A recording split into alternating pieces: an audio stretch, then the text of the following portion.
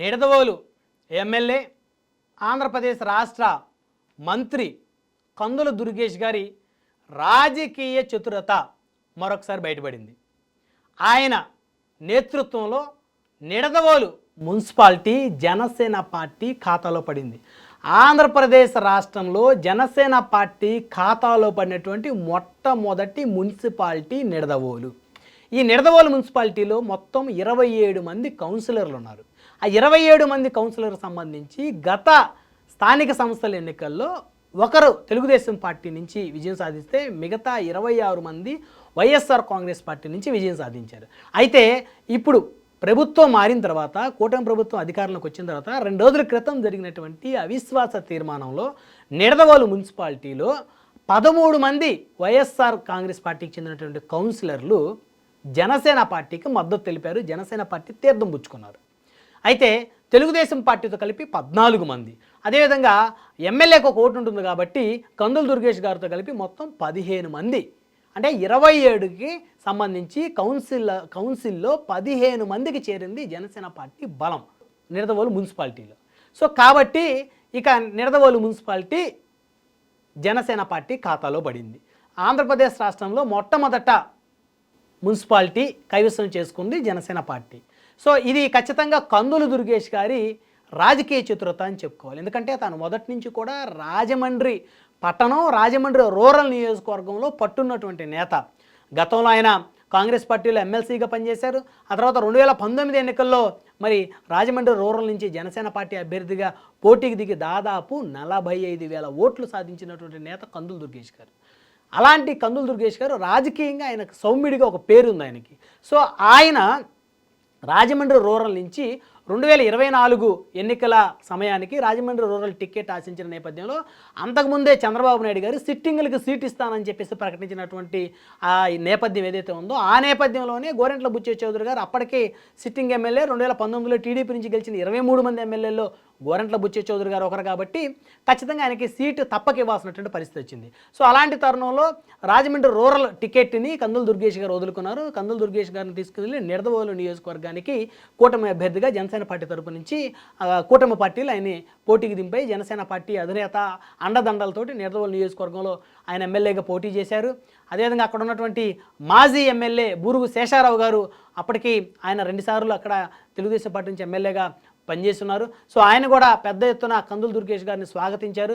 మిగతా నియోజకవర్గాలాగా ఎక్కడా కూడా శేషారావు గారు ఎక్కడా కూడా అలకపోలేదు. కందుల దుర్గేష్ గారికి పూర్తిగా సహకరించారు. ఆయన గెలుపులో కీలక పాత్ర పోషించారు. సో అలాంటి నిడదవోలు నియోజకవర్గంలో కందుల దుర్గేష్ గారు ఆ నియోజకవర్గానికి అంటే కొత్త అయినప్పటికీ, ఎందుకంటే అప్పటి వరకు ఆయన రాజమండ్రి రూరల్ నియోజకవర్గంలో బలంగా పనిచేశారు. కొత్త అయినప్పటికీ కూడా నిడదవోలు నియోజకవర్గంలో రాజకీయ చతురత కనబరిచారు. అక్కడ 13 మంది వైసీపీ కౌన్సిలర్లని ఆయన అట్రాక్ట్ చేయటం, తమ పార్టీలో జాయిన్ చేసుకోవటం, అవిశ్వాసంలో జనసేనకే ఆయన ఓటు వేయించుకోగలగటం, మున్సిపాలిటీని ఆయన కైవసం చేసుకోవటం, ఇది నిజంగా జనసేన పార్టీ 21 నియోజకవర్గాల్లో ఉన్నటువంటి ఎమ్మెల్యేలందరికన్నా కూడా కందుల దుర్గేష్ గారు తన రాజకీయ చతురతను బయటపెట్టినటువంటి పరిస్థితి. సో ఇదే విధంగా కనుక జనసేన పార్టీ గెలిచినటువంటి మిగతా నియోజకవర్గాల్లో కూడా మున్సిపాలిటీలు ఉన్నటువంటి నియోజకవర్గాలు అనేకం ఉన్నాయి. సో ఆ నియోజకవర్గాల్లో కూడా జనసేన పార్టీ మున్సిపాలిటీలు కనుక కైవసం చేసుకోగలిగితే ఆ నియోజకవర్గాల్లో జనసేన పార్టీ ఇంకా 2 దశాబ్దాల పాటు నిలదొక్కినటువంటి అవకాశం అయితే ఖచ్చితంగా ఉంది. సో కాబట్టి ఇక్కడ కందుల దుర్గేష్ గారి రాజకీయ చతురతను మరొకసారి రాష్ట్ర వ్యాప్తంగా అందరూ కూడా అభినందించాల్సినటువంటి అంశంగా అయితే ఖచ్చితంగా చెప్పుకోవచ్చు. టీడీపీకి అప్పటి వరకు కంచుకోటుకున్న నియోజకవర్గంలో తాను పోటీ చేయటం, టీడీపీ గత మాజీ ఎమ్మెల్యే మెప్పు పొందటం, ఆయన ఒప్పించుకోవటం, ఆయన నొప్పించకుండా చేయటం, అక్కడ టీడీపీ కూడా పవర్ షేర్లో భాగస్వాములు చేయటం వారిని. సో ఇవన్నీ కూడా ఆయన రాజకీయ చతురతలో భాగంగా చెప్పుకోవచ్చు. మిగతా నియోజకవర్గాల్లో కాస్త టీడీపీ జనసేన మధ్య ఆధిపత్య పోరు అనేక నియోజకవర్గాల్లో ఉన్న పరిస్థితి ఉంది. ఉదాహరణ కనుక చూస్తే కొన్ని నియోజకవర్గాలు చాలా స్పష్టంగా కూడా మనం అయితే అబ్జర్వ్ చేయొచ్చు.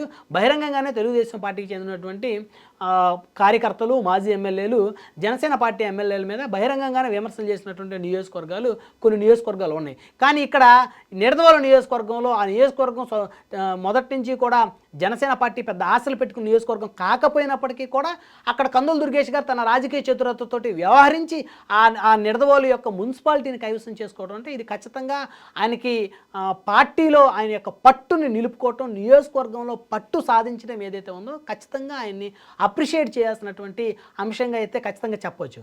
ఎందుకంటే కొన్ని నియోజకవర్గాలు చూస్తే జనసేన పార్టీ ఎమ్మెల్యే లోకం మాధవి గారి నియోజకవర్గం కనుక స్పష్టంగా కనుక పరిశీలిస్తే ఆ నియోజకవర్గంలో తెలుగుదేశం పార్టీకి సంబంధించినటువంటి కార్యకర్తలతోటి నాయకులతోటి మరి వారు అడ్జస్ట్ అయినప్పటికీ కూడా విభేదాలు బహిరంగంగా బయటపడుతున్నాయి. అంటే విభేదాలు ఉన్నప్పటికీ కూడా వారిని కూడా కలుపుకొని ముందుకు వెళ్ళి ఎక్కడ బహిరంగంగా TDP cadre Janasena cadre TDP మీద విమర్శలు చేసే పరిస్థితి వచ్చిందంటే ఖచ్చితంగా అక్కడ నాయకుల యొక్క లోపాలని మనం అక్కడ ఎత్తి చూపాలి. ఎందుకంటే లోకమాధవి గారి నియోజకవర్గంలో తెలుగుదేశం పార్టీ తప్ప లేకపోతే లోకమాధవి గారు తప్ప అనే అంశం పక్కన పెడితే తప్పు ఒప్పులు ఎవరి ఉన్నప్పటికీ కూడా ఇద్దరిని కలిసి కలుపుకొని సమన్వయం చేసుకొని ముందుకు వెళ్ళాల్సిన బాధ్యత శాసనసభ్యులుగా ఆ నియోజకవర్గంలో ఉన్నటువంటి వారి మీద ఉంటుంది. సో ఇక్కడ నిడదవోలులో కందుల దుర్గేష్ గారు సక్సెస్ అయ్యారని చెప్పొచ్చు. మరి ఇదే ఎపిసోడ్ కనుక మరికొన్ని నియోజకవర్గాల్లోకి జరిగితే ఖచ్చితంగా సక్సెస్ అవుతుంది. ఉదాహరణ ఒంగోలు నియోజకవర్గం కనుక చూస్తే అక్కడ గతంలో అనేకసార్లు ఎమ్మెల్యేగా మంత్రిగా పనిచేసినటువంటి బాలినేని శ్రీనివాసరెడ్డి గారి ఎపిసోడ్ చూస్తే ఆయన సమక్షంలో చాలామంది కార్పొరేటర్లు అక్కడ జనసేన పార్టీలో చేరినటువంటి పరిస్థితి. అంటే పవన్ కళ్యాణ్ గారు ఆదేశిస్తే ఒంగోలు నగర మేయర్ పీఠాన్ని జనసేన పార్టీ ఖాతాలో వేస్తానని చెప్పి బహిరంగంగా ప్రకటించినటువంటి నేత ఎవరైనా ఉన్నారంటే అది బాలినేని శ్రీనివాసరెడ్డి గారు. సో అలాంటి నాయకులు కనుక జనసేన అధిష్టానం కాస్త అవకాశాన్ని కల్పిస్తే, ఎందుకంటే ఒంగోలులో జనసేన పార్టీకి బలం ఉంది. 2009లో ప్రజారాజ్యం పార్టీ 30,000 పైచిలుకు ఓట్లను నమోదు చేసినటువంటి నియోజకవర్గం. అందులో బాలినేని శ్రీనివాసరెడ్డి గారు 1999, 2004, 2009, 2012 బై ఎలక్షన్స్, అదేవిధంగా 2019 ఈ విధంగా వరుసగా ఆయన 5 సార్లు గెలుస్తూ వచ్చారు. మధ్యలో 2014లో ఓటమి చెందారు, 2024లో ఓటమి చెందారు టీడీపీ జనసేన కలయిక వల్ల. సో అంత బలమైన నేత, ఆయనకు వ్యక్తిగతంగా ఉన్న ఆయన vote bank, Janasena party mega కుటుంబానికి ఉన్న ఓటు బ్యాంకు. సో ఇవన్నీ కలిస్తే ఒంగోలు అసెంబ్లీ నియోజకవర్గం అది కూడా ఖచ్చితంగా జనసేన పార్టీకి కంచుకోట్ లాంటిది. అక్కడ మేయర్ పీఠాన్ని తాను ఏర్పాటు చేస్తాను బహిరంగంగా బాలినేని శ్రీనివాసరెడ్డి గారు ప్రకటించిన తర్వాత పవన్ కళ్యాణ్ గారు కనుక ఓకే చెప్తే ఇక్కడ మేయర్ జనసేన ఖాతాలో పడేటట్టు చేస్తానని ఆయన ప్రకటించిన తర్వాత ఖచ్చితంగా అలాంటి వ్యక్తులకి కనుక పార్టీ అధినాయకత్వం కనుక మద్దతు ఇస్తే ఆ పార్టీ బలోపేతానికి ముందడుగు వేసేటువంటి అవకాశం ఉంటుంది. సో కాబట్టి కందుల దుర్గేష్ గారి లాగా మిగతా ఎమ్మెల్యేలు కూడా వ్యవహరిస్తే ఆ పార్టీ డెవలప్మెంట్ అయ్యేటువంటి అవకాశం ఉంటుంది. అదేవిధంగా బాలినేని శ్రీనివాసరెడ్డి గారి లాగా కొత్తగా వైసీపీ నుంచి జనసేనలోకి చేరినటువంటి తాజా మాజీలు ఎవరైతే ఉన్నారో వారు కూడా వారిలాగా బాలినేని గారిలాగా కనుక వ్యవహరిస్తే ఖచ్చితంగా ఆ పార్టీ ప్రజల్లోకి చొచ్చుకొని గ్రౌండ్ లెవెల్లో ముందుకు వెళ్ళేటువంటి అవకాశం ఉంటుంది. ఎందుకంటే గ్రౌండ్ లెవెల్లో ఎవరికైతే అధికారాలు ఉంటాయో, ఎవరు చెప్తే అధికారులు మాట వింటారో ఆ నాయకులకే గ్రౌండ్లో వెయిటేజ్ ఉంటుంది. ఆ నాయకుడు ఉన్న పార్టీని గ్రౌండ్లో ఆ పార్టీ మనుగడ సాగించేటువంటి అవకాశం ఉంటుంది. సో చూద్దాం మరి జనసేన పార్టీ నిడదవోలు నియోజకవర్గం లాగా మరికొన్ని నియోజకవర్గాల్లో ఏ మేరకు మున్సిపాలిటీని కైవసం చేసుకుంటుంది. జనసేన గెలిచిన 21 నియోజకవర్గాల్లో మున్సిపాలిటీని కైవసం చేసుకుంటుందా, లేదా కొన్ని నియోజకవర్గాల్లోనే కైవసం చేసుకుంటుందా?